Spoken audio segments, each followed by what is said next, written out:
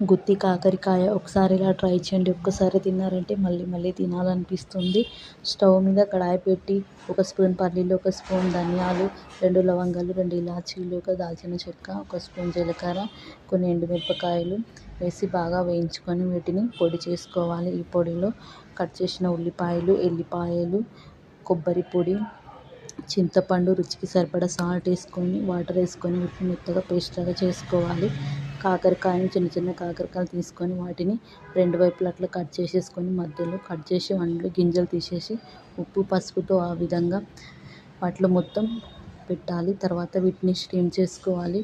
ఒక స్టవ్ మీద బాండీ పెట్టుకొని అందులో వాటర్ వేసుకొని ఇలాంటి స్టీమింగ్ గిన్నె పెట్టి అందులో కాకరకాయని ఇలా పెట్టి 70% స్టీమింగ్ చేసుకోవాలి.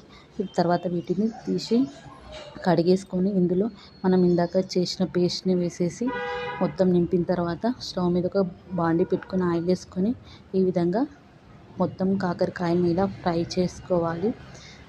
కలర్ చేంజ్ అయ్యే వరకు ఫ్రై చేసుకుంటే గుత్తి కాకరకాయ రెడీ. వీడియో నచ్చితే ప్లీజ్ లైక్, షేర్, సబ్స్క్రైబ్ చేయండి ఫ్రెండ్స్.